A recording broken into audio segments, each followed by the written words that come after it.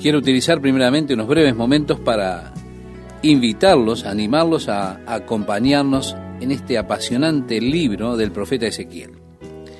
Y además saludarles y desearles que Dios esté bendiciendo la vida de cada uno. Así que amigas, amigos, aquí estamos para compartir juntos la palabra de Dios para hoy. Aquí Ezequiel dice: aconteció en el año 30, en el mes cuarto, a los 5 días del mes. Diríamos que la fecha sería aproximadamente el 5 de julio, probablemente del año 30 de la vida de Ezequiel, es decir, cuando él ya tenía 30 años. Continúa diciendo que estando yo en medio de los cautivos, junto al río Quebar, los cielos se abrieron y vi visiones de Dios. El profeta Ezequiel fue llevado a Babilonia cautivo en el segundo cautiverio, en el tiempo cuando el rey Joaquín también fue llevado cautivo.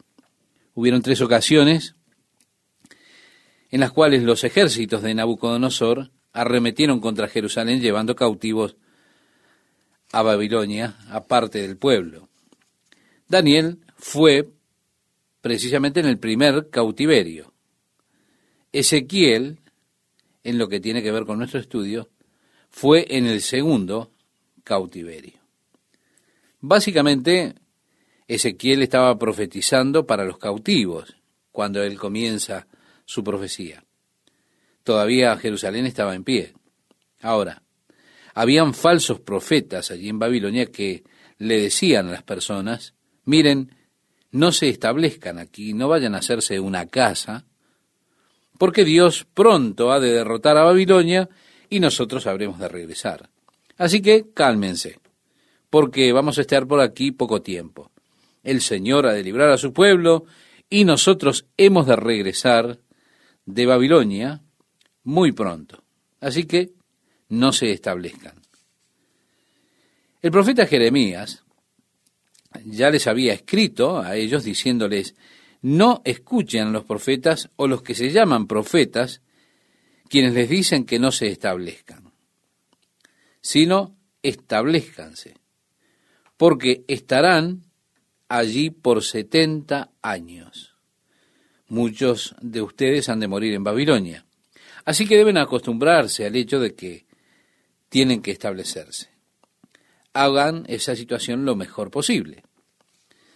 Así que tenemos allí 2 escuelas de profetas, los verdaderos y los falsos profetas. Ezequiel era un verdadero profeta de Dios que les declaraba lo mismo que el profeta Jeremías había estado diciendo.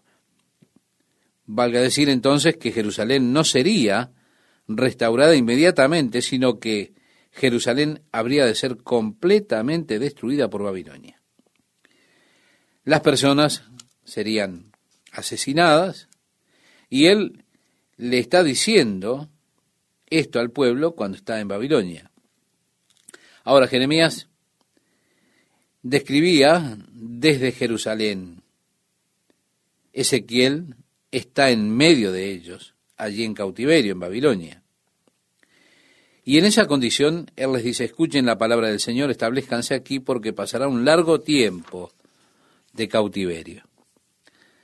Vemos entonces que al comienzo de las profecías de Ezequiel, él empieza su profecía antes de que la ciudad de Jerusalén fuese destruida en el año 596 a.C. En el comienzo de sus profecías, él predice la destrucción de Jerusalén. Cuando avanzamos en la profecía de Ezequiel, cuando pasa el tiempo y se cumple la profecía y Jerusalén es destruida, entonces se produce un cambio. Ahora él está alentando a las personas al hecho de que Dios en su tiempo restaurará nuevamente la gloria de Israel. Él vio la gloria de Dios que se apartó de Jerusalén por la puerta de Oriente. Pero cuando continúan las profecías y el pueblo está desanimado, cuando ellos escuchan las noticias acerca de que Jerusalén fue devastada, destruida, Es allí que Ezequiel comienza a alentarlos, diciéndoles, Dios obrará nuevamente en medio de su pueblo. La gloria de Dios regresará, la gloria de Dios ha de llenar el templo y la gloria posterior será mayor que la primera. Israel aún no ha llegado a su apogeo, en un sentido, podemos decirlo así. Aún no han visto lo más glorioso. Dios aún ha de restaurar su gloria sobre Jerusalén y sobre Israel. Habrán tiempos duros, en períodos intermitentes, pero aún así, la obra de Dios ha de consumarse sobre su pueblo. Por eso las profecías de Ezequiel van aún más allá de los días presentes, es decir, de aquellos días. Ezequiel vio la restauración de la tierra. Él vio a la nación renacer. Predijo aún este moderno movimiento sionista y el renacimiento de Israel como nación. Él predijo que cuando Israel volviera a nacer como una nación, que Rusia habría de invadir Israel. Cuando avancemos, estimado oyente, en las profecías de Ezequiel, hemos de entrar en todas estas cosas que son realmente interesantes y maravillosas. ¿Por qué? Porque realmente nos estamos moviendo desde el presente hacia el futuro. No solo hemos de ver lo que está sucediendo hoy, en el día de hoy, sino que Ezequiel continúa avanzando y veremos las cosas que han de suceder en un año, quizás 5 o 10 como mucho.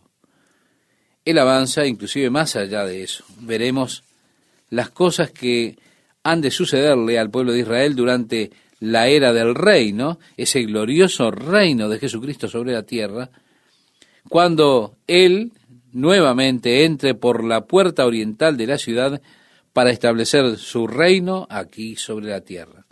Y así, la profecía de Ezequiel realmente comienza desde este punto, cuando, reitero, Ezequiel tenía unos 30 años de edad. Fue allí cuando la palabra del Señor vino a él, y fue ese el momento cuando él vio aquellas visiones de Dios. Esto fue antes de la caída de Jerusalén, es decir, de su completa destrucción. En este momento él está describiendo su visión, la visión que recibe de Dios. El profeta Isaías tuvo una visión de Dios, pero Ezequiel tuvo una visión del trono de Dios, y Juan en el Nuevo Testamento, podemos decir, también tuvo esa visión, la visión del trono de Dios. Y así, abarcando la comprensión de estos tres hombres, Isaías, Ezequiel y Juan, acerca de la escena celestial, vamos a contemplar todas estas cosas. Ahora inmediatamente allí surge una dificultad, porque nosotros ahora estamos hablando de cosas celestiales y vamos a intentar describirlas en lenguaje terrenal. Por eso es que esto se hace difícil cuando tenemos que definir estas cosas o el relacionamiento de ellas debido a las limitaciones que tiene nuestro lenguaje.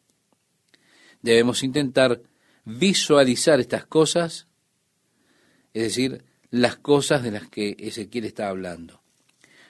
Recuerda, estimado oyente, cuando Jesús hablaba con Nicodemo, le habló acerca del hecho de que el hombre debe nacer de nuevo. Estaba intentando Jesús explicarle a Nicodemo estos conceptos que no eran familiares para Nicodemo. Nicodemo preguntaba, ¿cómo puede un hombre nacer de nuevo siendo ya viejo? Usted no puede regresar al vientre de su madre para volver a nacer. ¿Cómo se puede hacer eso? Jesús dijo, mira, si yo te he hablado de las cosas terrenales y tú no puedes entenderlas, ¿cómo comprenderás si intento hablarte acerca de las cosas celestiales? La Biblia dice, nadie comprende las cosas de Dios, sino que el Espíritu se las revela a él. Así que, cuando entramos en estas áreas, estamos hablando de cosas que tienen que ver con Dios. Definitivamente, entonces, necesitaremos la ayuda del Espíritu Santo en nuestro entendimiento y comprensión de las cosas, para que nosotros así podamos tener un vistazo o una visión de ellas. Yo estoy convencido de que lo que ellos vieron, nosotros lo hemos de ver cuando entremos en la escena celestial. Así que será bueno que usted, estimado oyente, amigo o amiga, se familiarice lo mejor posible, lo más posible con estas cosas. Bien, este era el 5º año en que Joaquín había sido llevado cautivo a Babilonia. Sedequías era el actual rey en Judá, en Jerusalén. Joaquín solo había reinado 3 meses cuando Nabucodonosor fue y lo llevó cautivo junto con su madre y su familia y otros de allí de Judá. Nos dice el versículo 3 del capítulo 1, aquí en el libro de Ezequiel: vino palabra de Jehová al sacerdote Ezequiel, hijo de Buzi, en la tierra de los caldeos, junto al río Quebar. Vino allí sobre él la mano de Jehová. Note que Ezequiel utiliza esta expresión 7 veces.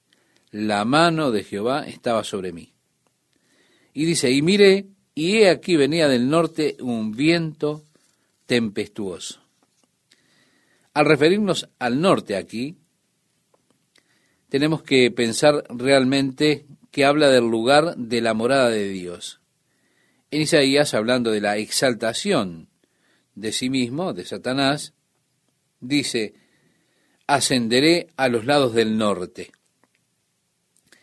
Entonces se piensa que en relación, por supuesto, a la tierra, ese reino de Dios está en algún lugar en el área del norte.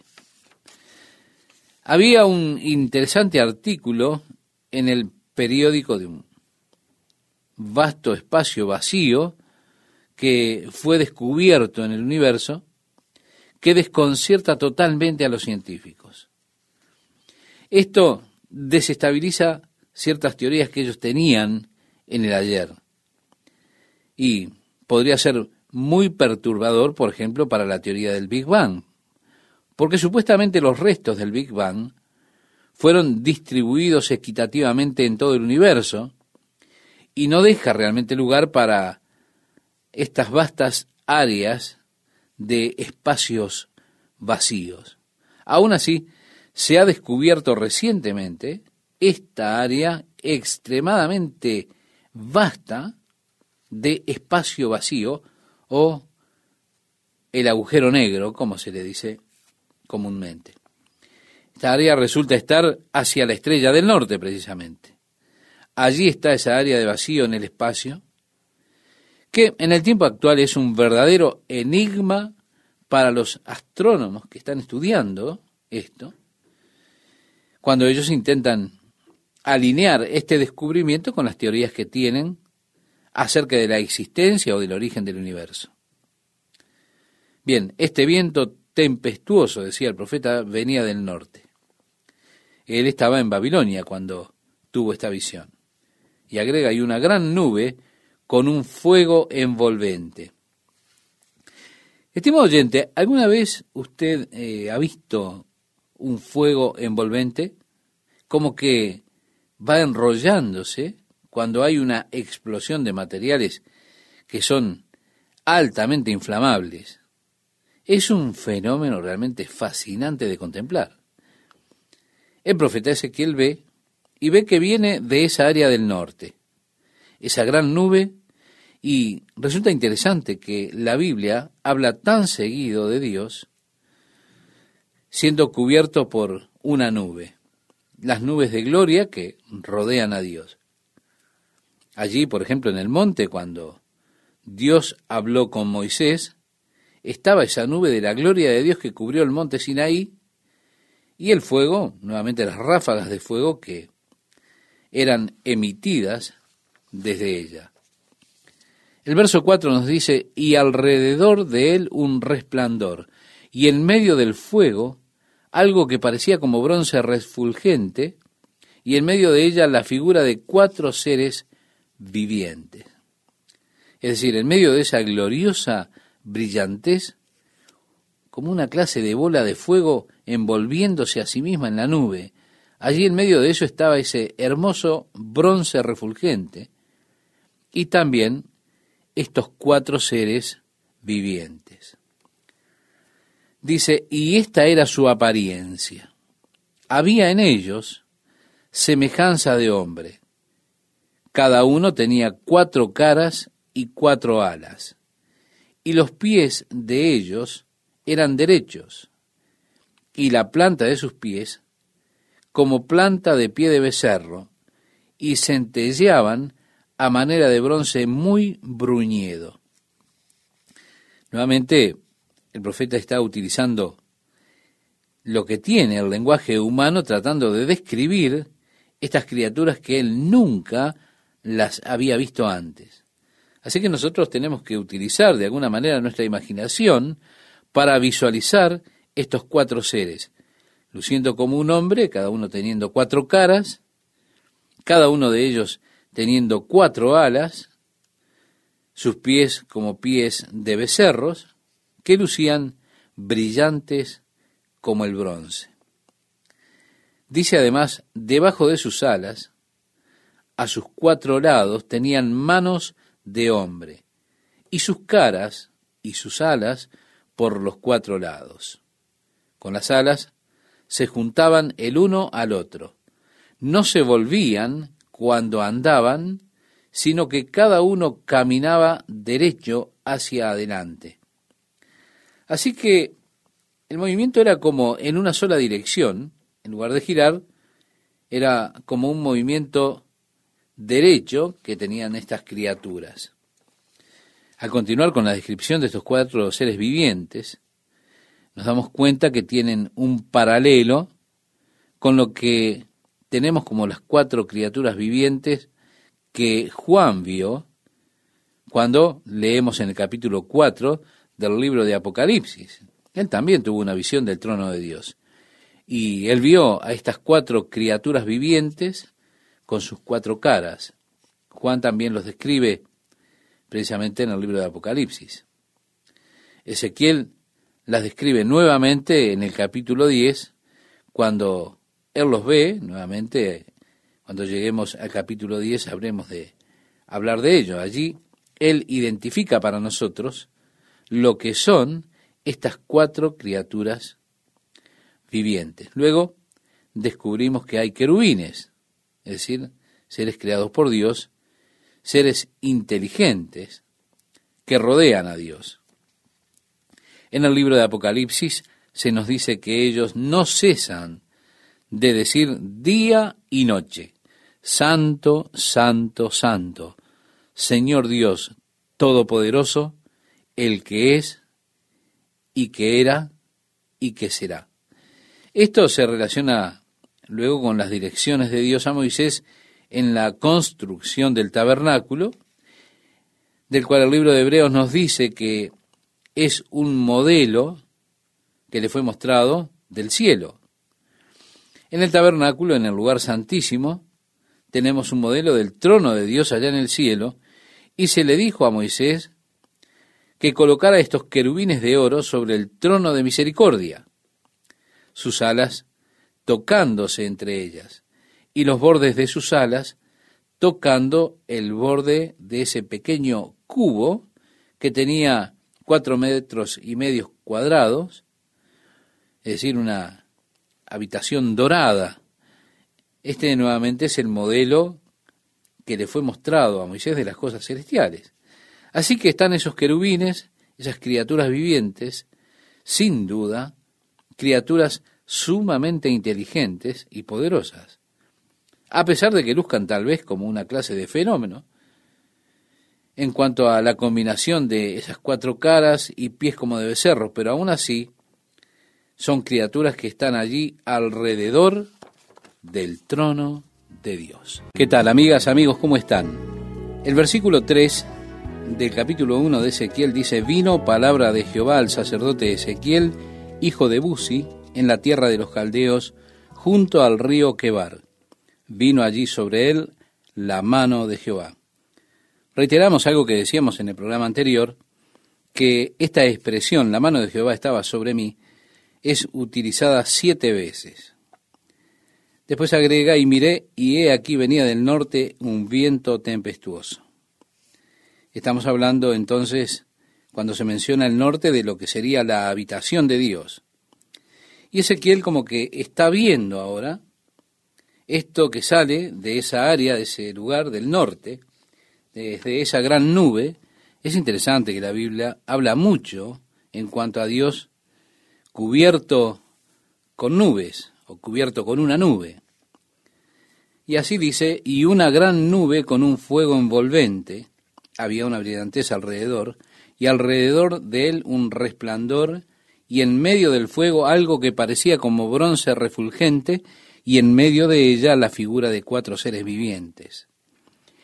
Y en medio de ella la figura de 4 seres vivientes. Hablamos algo de esto, ¿verdad?, en el programa pasado. Dice, esta era su apariencia. Había en ellos semejanza de hombre, cada uno tenía 4 caras y 4 alas, y los pies de ellos eran derechos, y la planta de sus pies como planta de pie de becerro, y centelleaban a manera de bronce muy bruñido. Él está usando aquí un idioma evidentemente humano para poder describir o queriendo describir criaturas que él nunca antes había visto. Dice además, debajo de sus alas, a sus 4 lados, tenían manos de hombre, y sus caras y sus alas por los 4 lados. Con las alas se juntaban el uno al otro, no se volvían cuando andaban, sino que cada uno caminaba derecho hacia adelante. Es decir, tenían un movimiento que iba en línea recta, no en círculos. Una especie de movimiento de línea recta era el que tenían estas criaturas.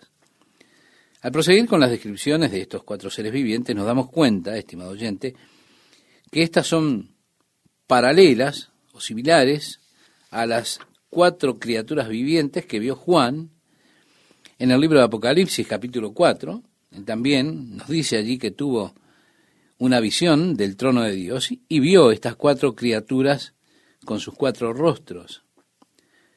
Las describe en el libro de Apocalipsis, y Ezequiel, aquí en el capítulo que estamos viendo, y también en el capítulo 10, habla de ellas. Dice cuando él las ve. Él nos identifica qué son estas criaturas. Y así es que descubrimos que son querubines, seres creados por Dios, seres inteligentes que Dios creó, seres que rodean a Dios. En Apocalipsis se nos dice que no cesan de día y de noche de decir, Santo, Santo, Santo, Señor Todopoderoso, el que es y que era y que ha de venir. Ahora Ezequiel prosigue describiéndolas.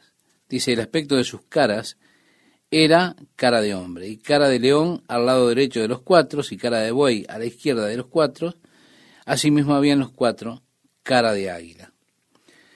Como digo, cuando se les ve parecen como una especie de genética monstruosa.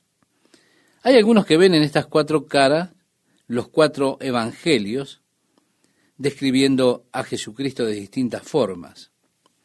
Porque en los evangelios Cristo se describe como el Hijo del Hombre, en el Evangelio de Lucas, también como el león de la tribu de Judá, en el Evangelio de Mateo, en el Evangelio de Marcos,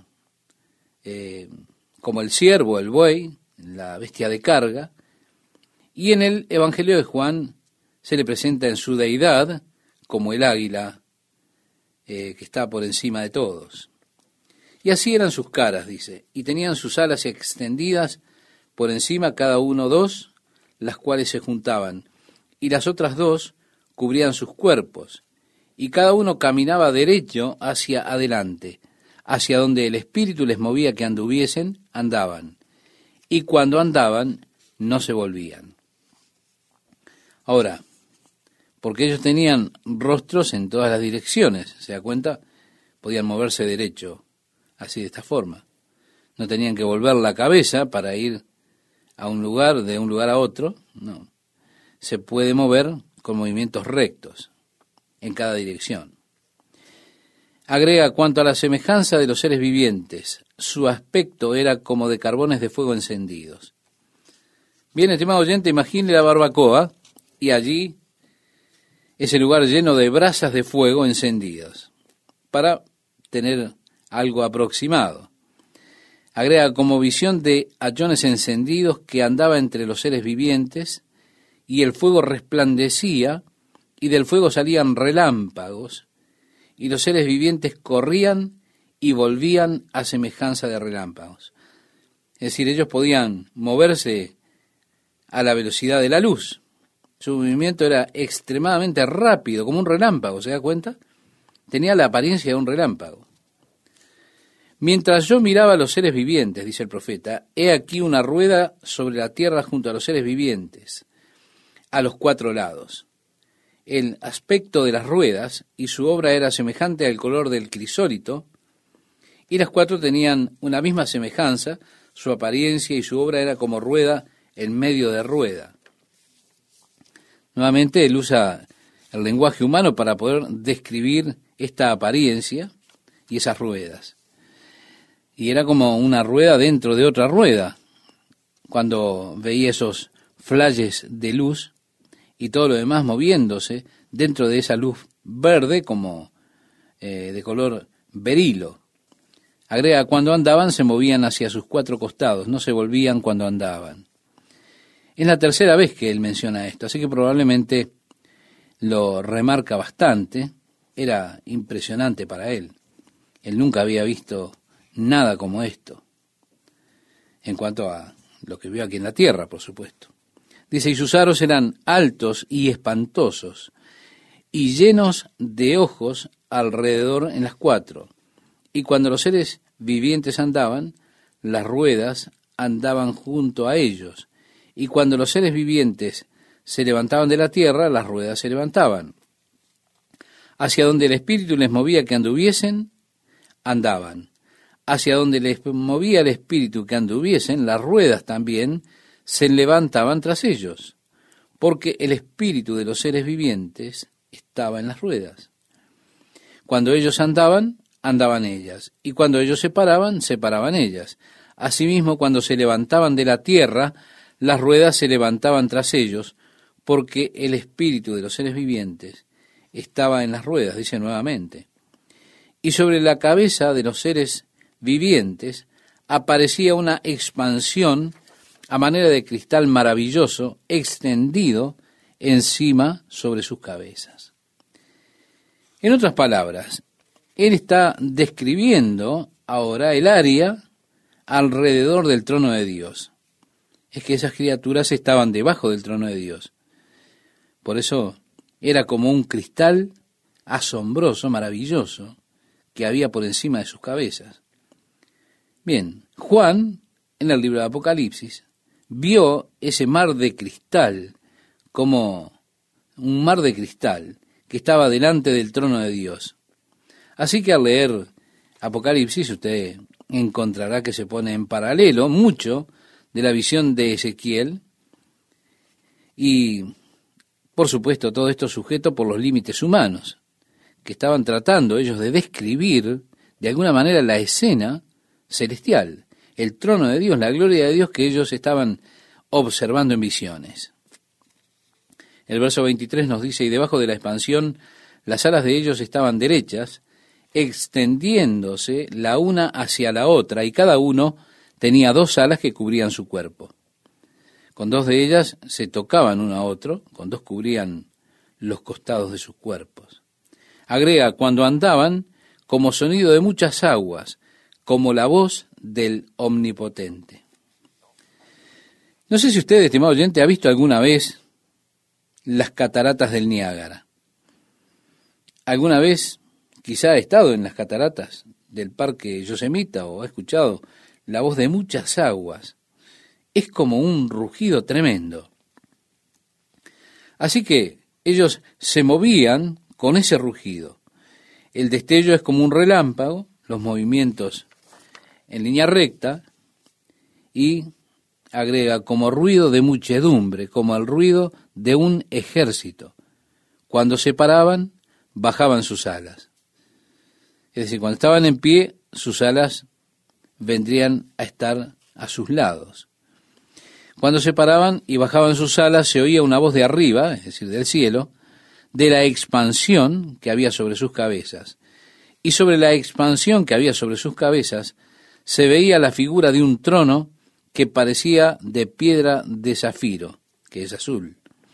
Y sobre la figura del trono había una semejanza que parecía de hombre sentado sobre él. Y vi apariencia como de bronce refulgente, como apariencia de fuego dentro de ella en derredor, desde el aspecto de sus lomos para arriba y desde sus lomos para abajo. Vi que parecía como fuego y que tenía resplandor alrededor. Como parece el arco iris que está en las nubes el día que llueve, así era el parecer del resplandor alrededor. Esta fue la visión de la semejanza de la gloria de Jehová. Y cuando yo la vi, me postré sobre mi rostro y oí la voz de uno que hablaba. Usted encontrará interesante, cuando tenga su propio estudio, en el libro de Daniel, los capítulos 7, 9 y 10, allí verá que Daniel describe su visión de Dios. También el profeta Isaías, en el capítulo 6, él describe la visión del trono de Dios. También lo tenemos, reiteramos, en el capítulo 4 de Apocalipsis. En ese lugar Juan describe esto, y si usted los junta, todos estos pasajes, tendrá una buena composición del lugar de lo que debe ser el cielo. Juan describe este arco en Apocalipsis, en el capítulo 4, un arco esmeralda, una especie de color verde que está alrededor del trono de Dios. Ezequiel lo describe aquí. Ahora, Juan tuvo la misma reacción cayendo sobre su rostro. Daniel quedó en total debilidad como resultado de la visión que tuvo. Fue debilitado precisamente por esa visión. Ezequiel, lo vemos aquí, que cae sobre su rostro y escuchó la voz de uno que hablaba. Bien, los que ven platillos voladores declaran que Ezequiel, de hecho, debe haber divisado algún plato volador. ¿Hay seres extraterrestres? Siento que un hombre visitó la Tierra y ha estado visitando la Tierra durante el período de hombre. Ahora, que ellos cuenten muchos de los que de otra forma son fenómenos incontables de la historia, algunos proyectos de construcciones de tamaño descomunal de los hombres del ayer, eso todavía es más desconcertante. Ellos, por supuesto, salen al desierto, se van a distintas áreas, a lugares apartados, para tener esos avistamientos de platillos voladores. Y hay una gama horrible de cosas que han sido escritas, discutidas, que han sido habladas acerca de este tema, los platillos voladores. Han habido muchos reportes, muchos fenómenos que algunos resultan interesantes en cuanto a este tema de los platillos voladores.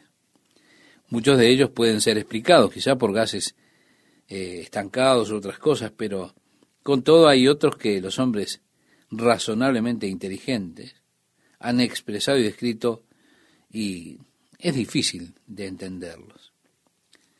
Lambert Dolphin, que fue un científico de la Universidad de Stanford, uno de los científicos, creo que su área era la astrofísica, él era realmente un hombre muy impresionante, muy inteligente, y se le pidió que hablase en una de esas conferencias acerca de los platillos voladores. Por eso preparó un escrito acerca de los tales, en el cual él pensaba que podría desprestigiar por completo toda esa clase de mitología de los platillos voladores. Se estaba acercando a esto desde un punto de vista enteramente, totalmente científico. Mientras estaba sentado en la plataforma, y habían unas 3.000 personas en esa convención, él estaba interesado que esas personas no fueran o no estuvieran chiflados. ¿Se da cuenta? Usted piensa que esas personas que ven platos voladores y demás cosas son personas raras, que están chiflados. Ahora él se dio cuenta de que entre ellos habían profesores, habían científicos, jueces de paz, una buena porción de la gente inteligente de la sociedad. El líder de la convención preguntó a la gente: ¿cuántos de ustedes han visto platillos voladores? Y él se asombró de que 2/3 de las manos en el auditorio se levantaron. La gente decía que habían visto platillos voladores. Él entonces preguntó: ¿cuántos de ustedes han sido llevados dentro de uno de ellos? 1/3 de las manos se levantaron. Bueno, empezó a preocuparse un poco. Cuando él se levantó para hablar, él escuchó un ruido estridente que le distrajo y se preguntó: ¿de dónde viene ese ruido? Miró alrededor a la audiencia para ver en qué dirección estaba mirando la gente, porque él pensó que los que estaban más cerca del ruido estarían mirando en esa dirección. Él pudo localizar en dónde estaba, luego le pidió a uno de los sugieres, o a alguien que se encargara de eso, y se deshiciera de eso. Pero él dijo, de pronto, que se dio cuenta que nadie estaba mirando hacia ningún lado, que él era el único que había escuchado ese sonido estridente. Este hombre de ciencia de pronto tuvo la certeza y dijo para sí: todo esto es demoníaco. Estaba tan choqueado que no podía entregar su escrito en el cual él iba a desprestigiar toda esa teoría de los platillos voladores, esas ideas, esos conceptos. Realmente fue profundamente sacudido. Ahora, lo que me resulta interesante es que toda esa gente trata de citar Ezequiel para abonar su causa. Y dicen: mira, aquí lo describe, perfectamente lo está describiendo en su libro. Pero espere un minuto, ¿qué es lo que describe el profeta Ezequiel? Como dije en el capítulo 10, Ezequiel nuevamente hace una descripción, pero nos dice lo que es. Dice que estos son los querubines que están delante del trono de Dios. Él dice: estas son las ruedas dentro de las ruedas, con los destellos y el movimiento y todo lo demás. Ahora, nos preguntamos, ¿es posible que estas personas que están avistando ovnis estén incursionando en lo oculto y estén viendo los querubines caídos? Pues sabemos que cuando Satanás cayó, 1/3 de las huestes del cielo se fueron con él. Es interesante porque la Biblia dice que Satanás era en verdad el querubín cubridor. Es muy posible que estemos tratando con una interesante área de lo oculto y que algunos de estos querubines se hagan visibles a quienes entran precisamente en el plano de lo oculto, en la esfera del ocultismo. Pero lo que vio Ezequiel fue el querubín o los querubines que estaban allí en el trono de Dios. Podría ser también que los querubines que cayeron tuviesen similitudes o movimientos parecidos. Así que es posible que tengamos que no descartar ligeramente este fenómeno de los platillos voladores como un montón de tonterías, sino que en verdad en estos últimos días que las fuerzas satánicas están creciendo en lo que refiere a las demostraciones de su poder, porque vivimos días que son como lo fue en los días de Noé. Y así dijo Jesús que sería también en los días de la venida del Hijo del Hombre. Había una gran actividad demoníaca en los días de Noé, y estamos llegando nuevamente a esa área de fuerte actividad demoníaca en la tierra. Ahora yo le ofrezco esto como sugerencia. No estoy declarando. Tengo una verdad misteriosa que les estoy revelando ahora, ¿se da cuenta? O diciendo, esta es la forma en que aconteció, o este es el modo. No, no. Esto que les doy es solamente una sugerencia. Algo para que usted pueda pensar. Y de momento voy a parar por allí. Me dijo: hijo de hombre, ponte sobre tus pies. Es un gusto para mí saludarlos, amigas y amigos, y seguir compartiendo juntos este apasionante estudio del libro de Ezequiel. Vemos aquí que este es un título que usa Ezequiel bastante seguido. Es el título que Jesús utiliza en el Nuevo Testamento acerca de él mismo. Y aquí como un título que utilizaba Ezequiel. Muchas veces el Señor se refiere a Ezequiel como hijo del hombre. Y aquí dice, me dijo, hijo de hombre, ponte sobre tus pies. Quiero recordarle que él había caído sobre su rostro cuando tuvo esa visión del trono de Dios, el resplandor, las luces y lo demás. Él cayó sobre su rostro y él escuchó una voz de alguien que hablaba. Esa voz le dijo, ponte sobre tus pies y hablaré contigo. Y luego que me habló, continúa diciendo el profeta, entró el Espíritu en mí y me afirmó sobre mis pies y oí al que me hablaba. Así que tenemos que él primero vio, pero ahora él está escuchando esta palabra del Señor. Y me dijo, hijo de hombre, yo te envío a los hijos de Israel, a gentes rebeldes que se rebelaron contra mí. Ellos y sus padres se han rebelado contra mí hasta este mismo día. Yo pues te envío a hijos de duro rostro y de empedernido corazón, y les dirás, así ha dicho Jehová el Señor. Podemos decir que él es comisionado por Dios para ir, no solamente a la casa de Judá, sino a todos los hijos de Israel. Decía el profeta, ¿acaso ellos escuchen? Pero si no escucharen, porque son una casa rebelde, siempre conocerán que hubo profeta entre ellos. Sí, le está diciendo a Ezequiel, yo te enviaré a hablar en mi nombre, ya sea que ellos escuchen o no, no importa. Ellos son un pueblo rebelde. Cuando termines, ellos han de saber que allí hubo un profeta que estuvo en medio de ellos.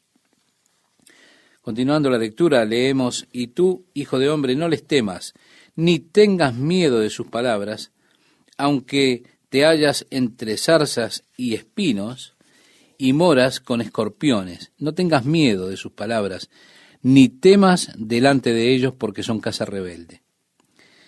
Les está diciendo, hey, ellos no están prontos para recibirte, son rebeldes, son insolentes, tal vez tomen espinas y las pongan sobre ti.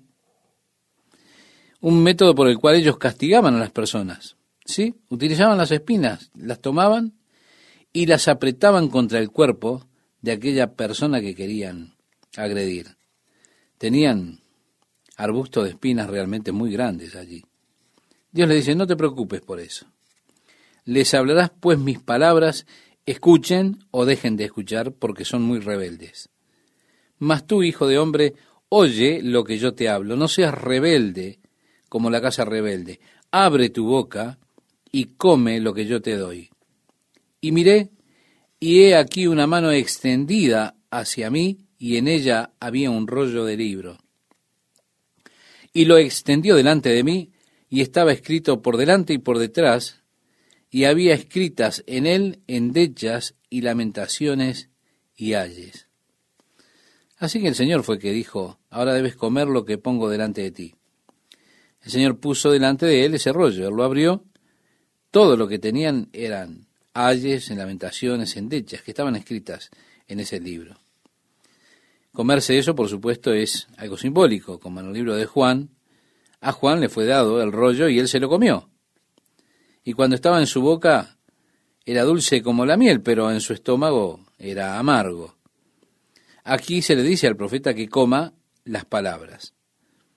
Ahora usted lee muchas veces o escucha de personas que dicen, se devoró el libro. Y nosotros decimos muchas veces esto, él realmente se devoró el libro. No quiere decir que él lo asó a la parrilla y le puso ketchup y con un cuchillo y tenedor se comió el libro, no, sino que él lo absorbió totalmente lo que decía ese libro, como la comida que comemos en nuestra mesa, así la comida de este libro se vuelve parte de su ser. Las palabras, las ideas, los pensamientos pueden volverse parte de uno, parte de nuestro ser cuando los leemos, cuando absorbemos esas palabras. Sí, ellos afectan nuestra vida. Así que se le dice a él que digiera eso. En un sentido, le está diciendo que se lo coma, que devore las palabras que están en ese libro. Y estimado oyente, nosotros deberíamos tener un banquete de la palabra de Dios para que se pueda volver parte de nuestra vida. Debemos tener gran apetito, hambre por la palabra de Dios. Mientras participamos o comemos la palabra de Dios, ocurrirá como ocurrió con Ezequiel. Fue dulce, fue buena en la palabra de Dios.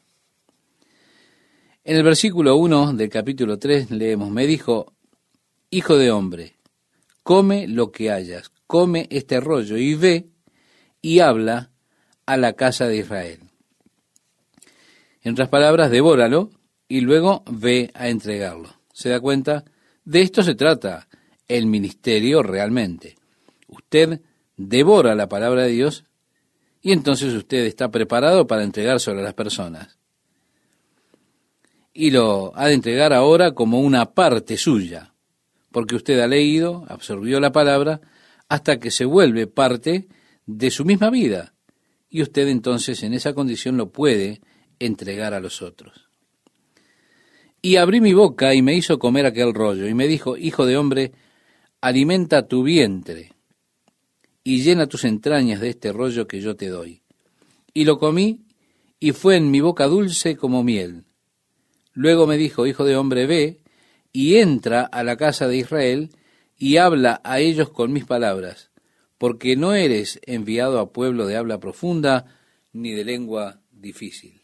Bien, note que Ezequiel es enviado a la casa de Israel. Él no es enviado a un grupo de extraños, de extranjeros, personas que tenían un lenguaje con el que tuviera dificultades. No, él fue enviado a Israel. Entonces, podían entenderlo. Dice, no a muchos pueblos de habla profunda ni de lengua difícil cuya palabra no entiendas. Y si a ellos te enviara, ellos te oyeran. Es decir, si yo te hubiera enviado a los gentiles, seguramente ellos te hubieran escuchado. Pero te estoy enviando a la casa de Israel. Y agrega, mas la casa de Israel no te querrá oír, porque no me quiere oír a mí. Porque toda la casa de Israel es dura de frente y obstinada de corazón. He aquí yo he hecho tu rostro fuerte contra los rostros de ellos, y tu frente fuerte contra sus frentes. Como diamante, más fuerte que pedernal, he hecho tu frente. No los temas, ni tengas miedo delante de ellos, porque son casa rebelde. Dios le estaba diciendo, ellos te van a mirar mal, pero no tengas miedo. Habla mi palabra. El verso 10 leemos, y me dijo, hijo de hombre, toma en tu corazón todas mis palabras que yo te hablaré, y oye con tus oídos. Es decir, recibe en tu corazón. Escucha con tus oídos todas estas palabras. Permite que ellas se vuelvan parte de tu vida. Le está diciendo Dios en otras palabras esto. Y agrega, y ve y entra a los cautivos, a los hijos de tu pueblo, y háblales, y diles, así ha dicho Jehová el Señor, escuchen o dejen de escuchar. Y me levantó el Espíritu, es decir, él fue tomado por el Espíritu Santo, y oí detrás de mí una voz de gran estruendo. Recuerde, habíamos hablado de las aguas tempestuosas, que decía, bendita sea la gloria de Jehová desde su lugar. Oí también el sonido de las alas de los seres vivientes que se juntaban la una con la otra, y el sonido de las ruedas delante de ellos, y sonido de gran estruendo. Así que tenía esta experiencia que fue realmente fascinante.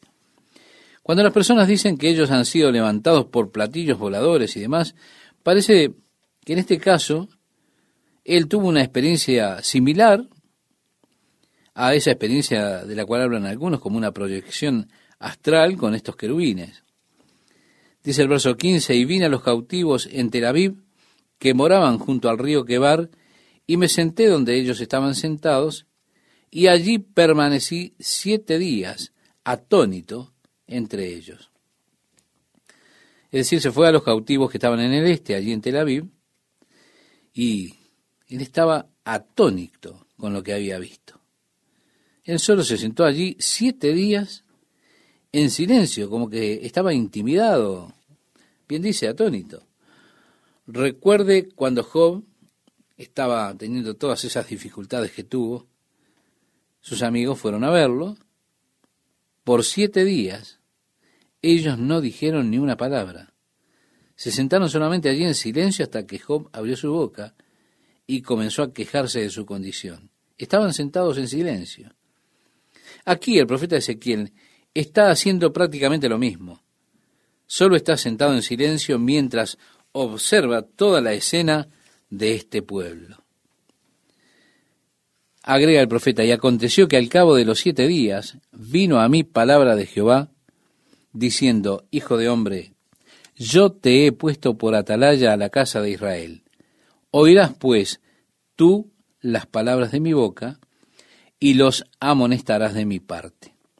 Es que Dios lo está llamando ahora, lo está comisionando a Ezequiel, le está diciendo: mira, yo te he puesto como atalaya, esta es tu comisión. Tu tarea es doble. Primeramente, escuchar mi palabra. Segundo, darles a ellos mi palabra. Escuchar la palabra de Dios, escuchando la palabra de Dios y luego entregando la palabra de Dios. ¿Ve? Siempre es el mismo método de parte de Dios. Hay muchas personas que no escuchan la palabra de Dios. Su oído no está sintonizado con Dios, está fuera de frecuencia. Dios utiliza siempre a aquellos que están en comunión con Él, en contacto con Él, y los utiliza para alcanzar a aquellos que están en el lado opuesto, es decir, que no están en contacto con Él. Sí, estimado oyente, Dios lo utiliza a usted cuando usted está en contacto con Él para alcanzar un mundo que no tiene contacto con Dios. Este es el propósito primario por el que usted está aquí en la tierra. Dios tiene un trabajo para hacer con usted. Dios quiere tocar a este mundo que está en profunda necesidad. Y para eso Dios utiliza a aquellos que están en comunión, en contacto con Él, para llegar a un mundo realmente necesitado. Escucha mi palabra y luego habla mi palabra a ellos.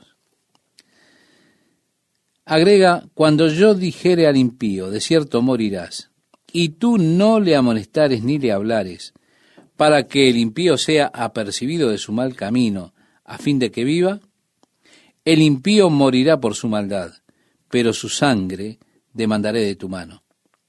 Pero si tú amonestares al impío, y él no se convirtiere de su impiedad y de su mal camino, él morirá por su maldad, pero tú habrás librado tu alma. Es decir, Dios le está diciendo a Ezequiel: te he puesto como atalaya y tú eres responsable de escuchar mi palabra y hablarla. Si yo le digo al impío: tú morirás, bueno, si tú le adviertes, ellos escuchan y dicen: grandioso, ellos vivirán. Si ellos no te escuchan, al menos tú habrás librado tu alma. Ahora, si tú no les adviertes y ellos mueren, tú serás responsable. La sangre de ellos estará en tus manos. Podemos preguntarnos: ¿qué significa esto de tener la sangre en mis manos? ¿Qué significa fallar en mi servicio a Dios? Si Dios está diciéndole al impío: hey, mejor cambia, y Dios me utiliza o me llama para ser el que hable, para advertir a aquellas personas que es mejor que ellas se vuelvan de su maldad o el juicio de Dios ha de venir sobre ellos. Si yo fallo en hacer eso y llega el juicio de Dios y ellos son destruidos, ¿qué significa que su sangre la va a demandar de mi mano?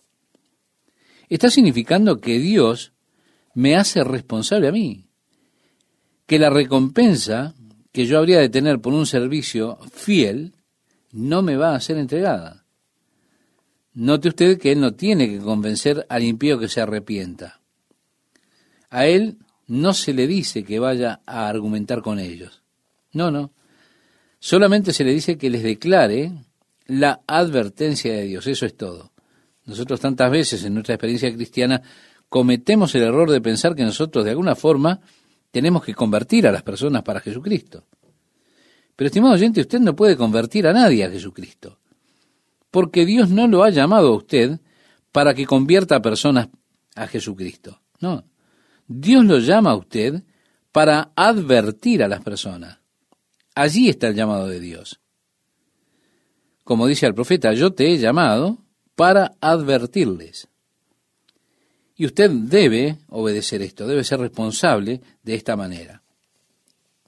El verso 20 nos dice, si el justo se apartare de su justicia e hiciere maldad y pusiere yo tropiezo delante de él, él morirá.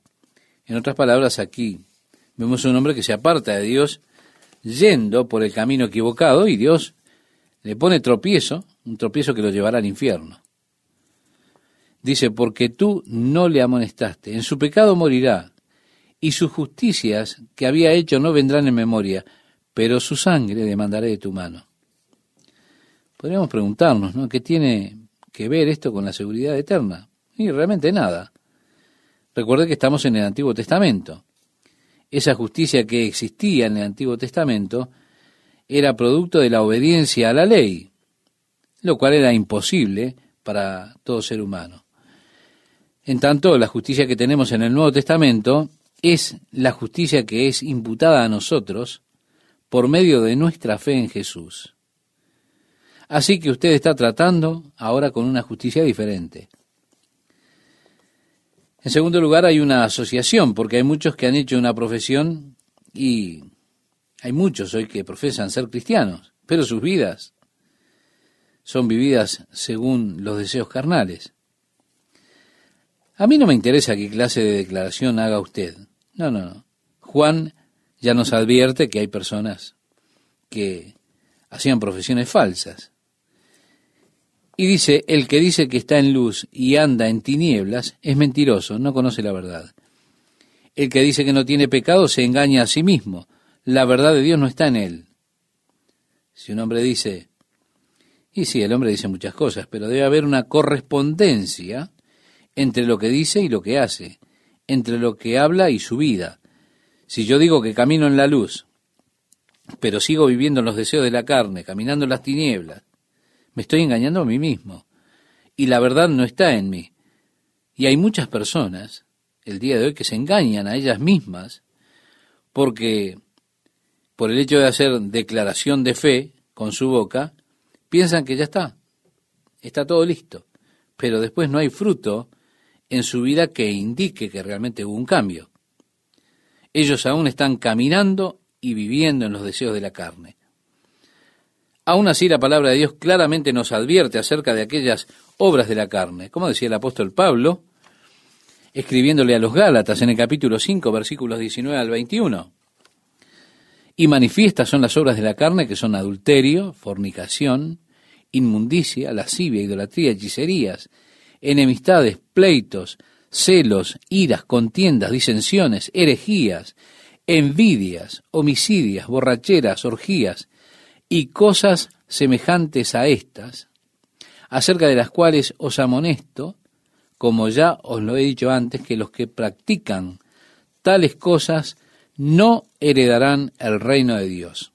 Por eso a mí no me interesa qué clase de declaración haya hecho usted.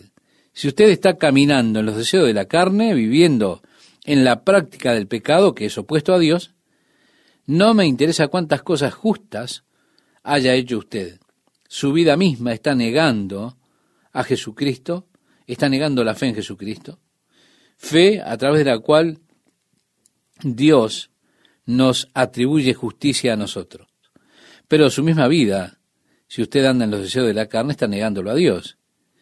Y por eso usted ha de perecer en sus pecados. Dios está comisionando a Ezequiel que advierta a las personas de la verdad de Dios. Esto es lo que debes hacer, Ezequiel. Una vez que lo hagas, habrás librado tu alma. Y yo, estimado oyente, le estoy advirtiendo a usted como siervo de Dios, de acuerdo a la palabra de Dios, de acuerdo a mi comprensión de la palabra de Dios.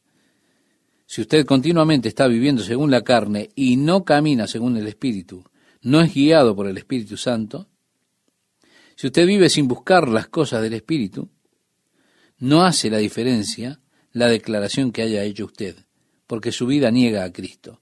Lamentablemente muchas personas, adormecidas en un falso sentido de seguridad por falsos profetas que los alientan a vivir como ellos quieren, nos encontramos en el día de hoy. Realmente no importa la declaración que haya hecho. No importa. Así dicen estos falsos profetas. No importa cómo viva usted. No importa. Lo que importa solamente es que usted envíe una buena ofrenda y las cosas han de marchar a la perfección. Estimado oyente, no les crea a las personas que hablan así.